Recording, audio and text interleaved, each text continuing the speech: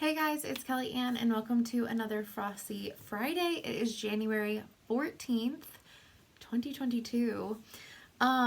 So one, the cats are sleeping. They're doing great. Two, once again, not as much stitching as I would have liked to, but I do have a couple things to show you. And progress on the puff quilt is that all of my rows are stitched together, but I still need to fill all the puffs, put the groups of two together, and then put the twos onto the quilt.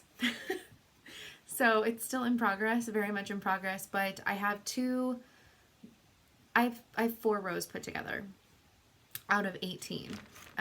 So hopefully I'll get some of that worked on this weekend, as well as other things. So also, okay, let me finish. My brain is actual mush this week. Work has been insane this week, but there's been a lot of like really weird like hiccups and stuff, but it's all ended up being okay. So one of the things that I've been doing this week is putting in privacy slats in my 2 sides of my fence that don't have them. It's the only 2 sides of the fence that we redid after buying the house. And we left the other side alone because it was in like good condition and it had wood shoved in between all of the chains. So already had like some privacy. So a lot of my free time on the days that like on my lunch breaks and in the evenings, while we still had like sunlight, I've been prioritizing getting getting my fence slats in. I've almost finished the 5-foot side. I finished what I can. I have some more boxes of 5-foot coming. And I have 1 more box of 6-foot coming, but it's still not going to be enough, but that's okay. We'll get as far as we can. So the 5-foot will be finished this next week, and the 6-foot, I'm not quite sure yet. I started working on the 6-foot a little bit today, and I got 1 box of slats in, but not fully locked in because it's on the back side of my house where the easement is, and there's been like vines and stuff that have grown up against the fence and like into it, so I'm having to pull a lot of dead vines off and all that kind of stuff, which takes more time than what was going on with the 5-foot side. But there's also like some thicker stuff at the base that like I can't weave stuff in right now. So I was out there for like 3 hours today finishing up all the 5-foot that I had and working on the 6-foot, and then I was just like, I'm tired. So I came in. But so that's something that I've been working on. It's been a big project, but it looks really good in my opinion. Okay, but the other thing is, I mentioned some housekeeping that I was going to talk about in last Friday's video, and then I didn't do it because it slipped my mind. Like, I guess I talked about some of it, but not all of it. So there is something that you may or may not notice on my channel, but I am slowly, because it's taking a hot minute, I am slowly going through and renaming my videos, like not renaming the names, but renumbering them and giving them seasons, like each year, starting with 2016 as like season 1, and 2017 is season 2, and so on. So this year 2022 is season 7. The numbering was just getting astronomical. It was in the 300s. I also made new cover art for every season, because some of like the cover arts that I had for my videos like would run, you know, for like a half a year to like a year and a half and all this whatever. So I'm slowly still working on the renaming and the changing of the images, but I did go and put them in playlists by year. It was that all of my FlossTube videos were in a FlossTube playlist, but now they will be in playlists by year. I know that some people like to go and watch older videos and things like that, but I mostly did that for myself. It just felt like it was time to reorganize my channel a little bit for myself. You know, if I, especially like I talked about it, like my oldest whip started in like 2017.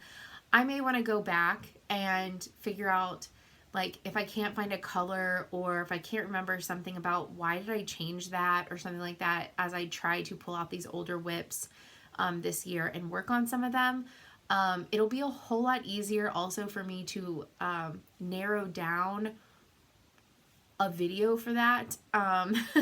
So anyways, I'm still working on that. I have a couple of them completed, but I think I'm still working on the 3, 4, and 5. I think that's correct.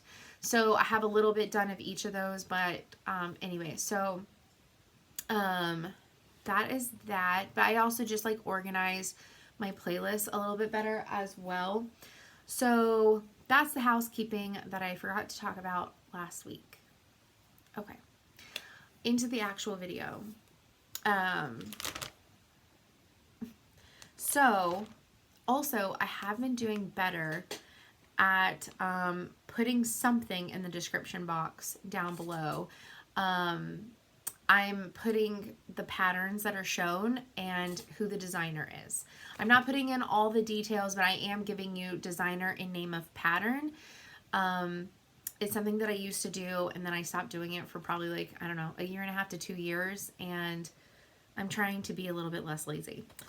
Anywho,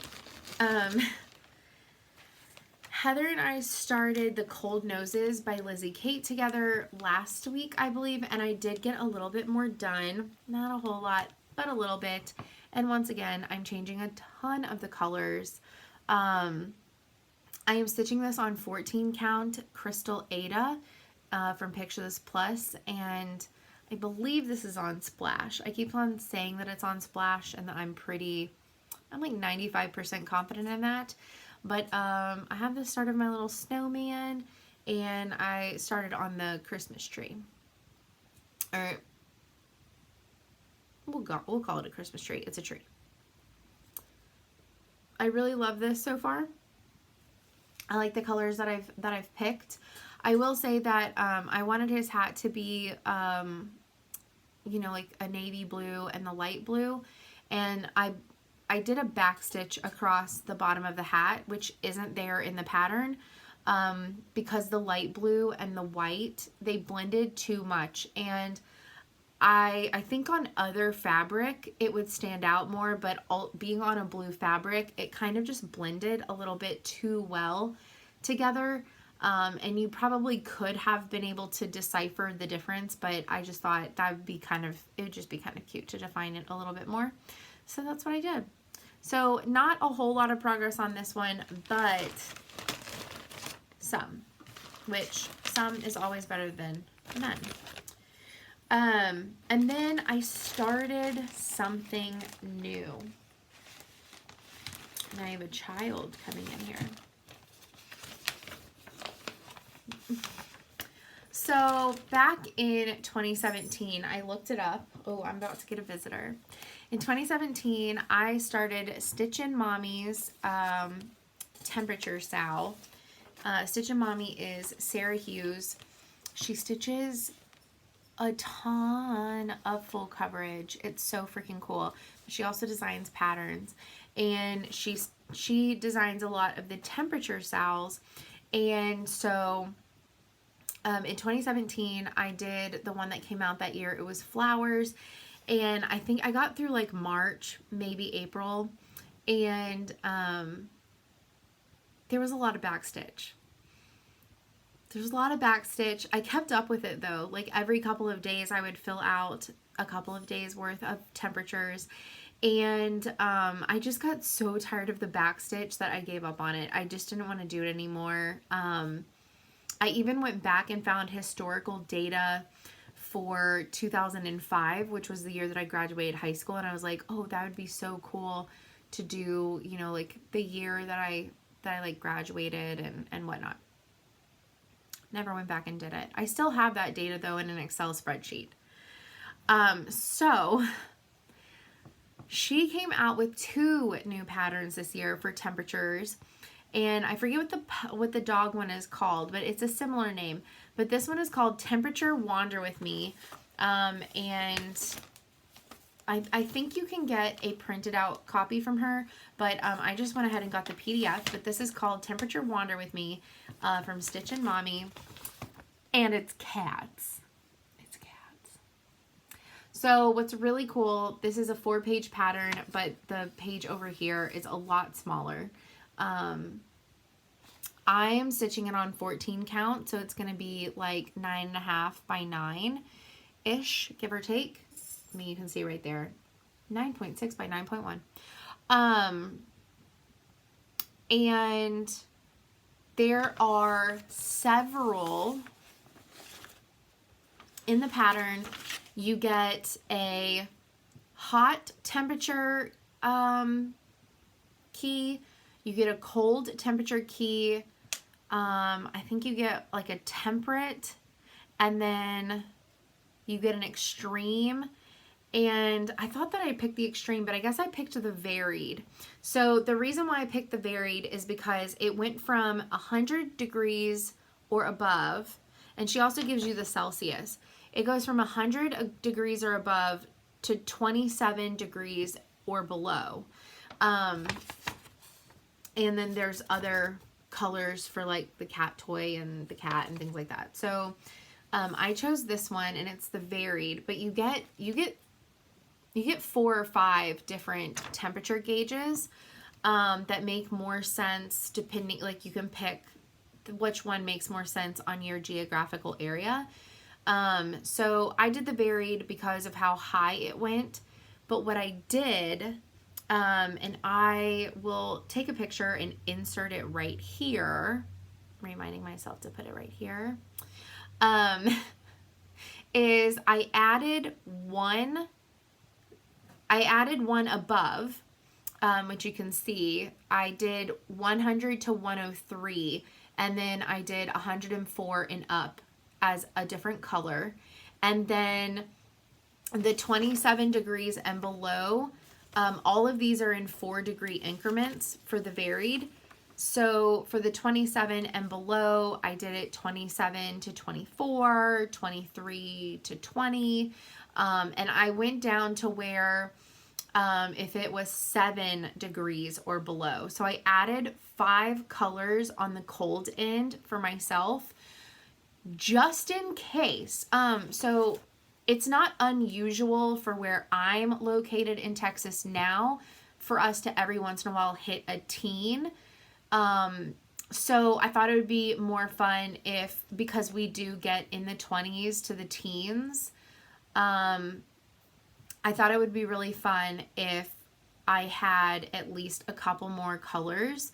But I went back and looked during Snowpocalypse last year, and the lowest temperature that it got to on one of the days where I'm at, and this is so not the norm, but just to be prepared, we got a 9 degree one day, and then we got a 3 degrees the next day as our lowest temp. And this is recommended to stitch in the high temp of the day, which I think the high temps of those days were like 14 or something. So again, still in the teens. But I started it doing the highs, and then I decided to do something possibly crazy, but I'm okay with it. And the couple of people, well, I mean, it's now on Instagram, so people have seen it, but the people I was talking with about it before I decided to do it liked the idea. I liked the idea. Is it extra work? 100%. Am I mad about it? No. So this is my high temperature version. So I'm just stitching it on like this was actually Ada gifted to me by one of my Quilt Guild friends. Somebody actually gave it to her who used to cross stitch, and or maybe still does, and they were like, I am never going to stitch on black. So they gave it to her, and she gave it to me like about a month ago. And so anyways, it was like it was the 30 by 36 inch piece that you can get at Hobby Lobby in the roll. So anyways, I thought, how cool would the colors look super bright and popped out on black fabric? So this is my high temp, and yes, we're on the 14th of the month, but the paw prints are every 5 days. So I think every 5 days I'll fill in a paw print. So on Sunday the 16th, I'll fill out for the previous 5 days, because I do wait until the full day is over so I know officially the lowest and the highest temperatures of the day. So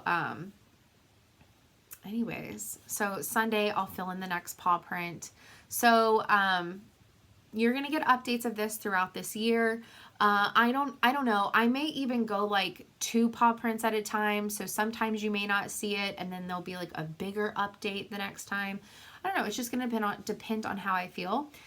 So this is my high temps, and this one is going to be for Stella. So I'm gonna finish the highs and the lows. Stella is gonna be on the highs because Stella is really small and she's cold all the time. She likes to sleep under blankets. She likes to be warm. So I thought, you know, Stella prefers it whenever it's warmer. So I'll change the cat at the bottom to look like Stella for that, and maybe tweak some of the colors for her. And I'm going to put her name on it. I'm also going to put that this is the highs. Anyways, I want to finish them together as like a wall hanging of like the lows and the highs. And I'm also going to stitch my temperature gauge with my colors and the degrees and all that to explain what the colors mean. So it's going to be a little bit extra work, but I think it's going to be really fun. Also, I should say, yeah, I added pinks into it after the purples for the lower colors. So like I said, I was trying to figure out how am I going to put both cats on this pattern. I was like, well, I could figure it out and whatnot, and have both Potter and Stella on the highs. But then I was thinking about it, and I was like, Stella really likes to be warm, so she could be the highs. And I said, the temperatures in Texas vary so much in a single day. Like this last week, we had, in a single day, our low and our high was like a 40-degree difference. So I just thought, how cool would it be to show the range of difference? The only time of the year that it's not super crazy different, I mean, it is by like 15, maybe 20 degrees, is like in the spring and summer. But during this time of the year, it's like this morning I woke up and it was like 41 or 40, like 43 out, and by this afternoon it was like 77. So like a 30-degree difference. So they're just gonna look so wildly different.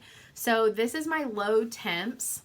So very, very different, very different, very cold to getting up into the warms.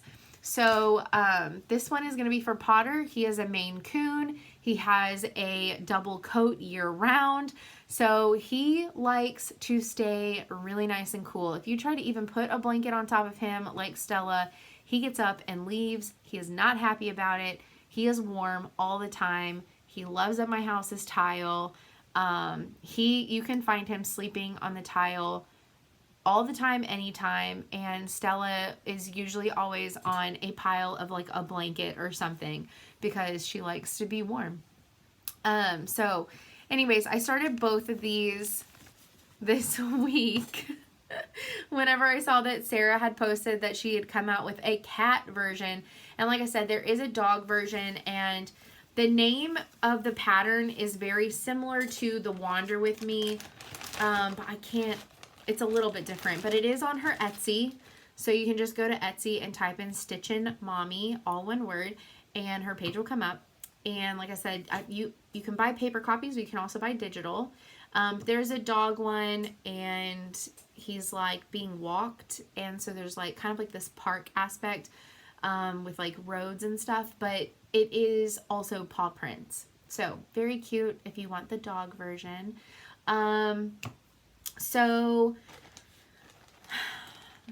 I'm just going to keep on trucking along on this, working on my Lizzie Kate, still working on my Little House Needleworks.